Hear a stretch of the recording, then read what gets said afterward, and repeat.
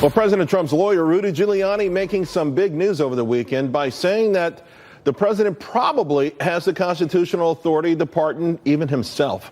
Trump also addressing the comments over whether he'd consider pardoning himself if charged in a Russia probe by tweeting, as has been stated by numerous legal scholars, I have the absolute right to pardon myself, but why would I do that when I have done nothing wrong? In the meantime, the never-ending witch hunt led by 13 very angry and conflicted Democrats and others continues into the midterms. Now, the pardon question continues after a letter sent in January from Trump's legal team to special counsel Robert Mueller. It was revealed by the New York Times and, well, it's been confirmed now by Fox, outlining many reasons why the president should not sit down for an interview with Mueller. Here now to discuss, Harmeet, Dhillon, Republican strategist and trial lawyer, Michael Starr Hopkins, a Democratic strategist and criminal defense attorney, back with us for it as well. Harmeet, your comments, another tweet, by the way, by President Trump was the appointment of the special counsel is totally unconstitutional. Despite that, we played a game because I, unlike the Democrats, have done nothing wrong. Is this a game that the president has to play or should play in the first place? Well, I agree with the president's comments. I wouldn't call it analysis, but the unconstitutionality goes to the separation of powers issue, and indeed, many scholars do agree with that.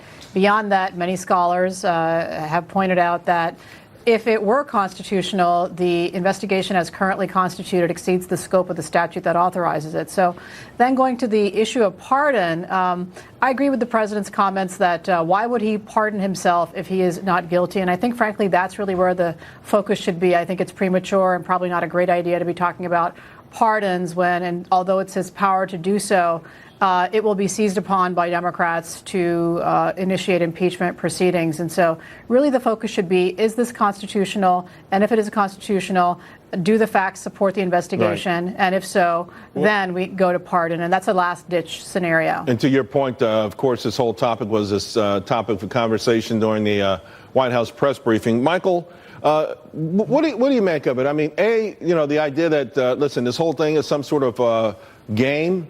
President Trump, he's okay, with playing the game in part because ultimately he knows that he's done nothing wrong, but also the idea that somehow ultimately Robert Mueller's going to have to make a decision. And many are wondering, I think universally there's a feeling there won't be an indictment, but there could be a subpoena. Well, I want to start out by saying the idea that the president of the United States is above the law is antithetical to everything that this country was founded upon. What makes that, before you go on, is giving a pardon, does that mean someone was above the law by issuing a pardon? Well, the president saying that he has the ability to pardon himself is never what Hamilton or any of the other founding fathers believed was possible. If you look at the Federalist 74, Hamilton talks about a president pardoning another. You don't see the Pope, as people have said, going and giving confessionals to himself.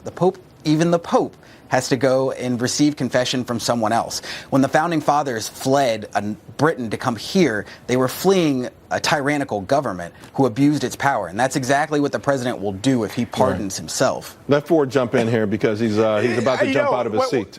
Yeah, what's happening here is Michael is kind of misconstruing the law. The president never said he was above the law. What the president told you was what exactly the law was. Article 2, Section 2 gives him near unfettered powers to pardon people, okay? But I'm going to let the Democrats to pardon people, not himself. And himself. Outside of death, Donald Trump is not leaving office unless one of two things happens. The Senate removes him or he loses at the ballot box in 2020. And to continue to fire up your base with this nonsense is going to come back and whiplash you guys in the 2018 midterms, because there is nothing that fires up Republicans more than when you guys talk about impeachment or throwing the legal book at President Trump. Well, we know, Michael, that the impeachment stuff, the impeachment talk didn't hurt Bill Clinton necessarily. It seemed to have backfired back then on Republicans. We can talk about whether or not it helped Bill Clinton or whether it's going to hurt Donald Trump. But for me, this is way beyond a political issue. The reason that this has never gone before the Supreme Court is because no U.S. president before was willing to take it to the Supreme Court because it's dangerous and irresponsible. When Richard Nixon talked about this, the DOJ had a letter that stated that he didn't have that power, and days later he resigned. The fact that a United States president... That was a letter from the DOJ in 1974, and that's worth about the paper it's printed on. You're correct. correct. This Why? has never Because been it doesn't. tested. This has never been tested, to your point. But the only way you're going to get rid of Donald John Trump is very simple. He's removed by the Senate or he loses at the ballot box in 2020. All of this is moot. And Charles, this is the great point. This is a strong arm tactic by the Trump administration because it's going to drive Democrats and the media crazy, and it's going to help Trump supporters rally around him at the most crucial time in November. So let me get back to Harmeet then, though. Is it a dangerous game, though, for the president to play, even if it is potentially a winning political game? Well, I mean, it depends. Politically, obviously, the president is very smart, and he's clearly made the calculation that it's necessary to come out and do this.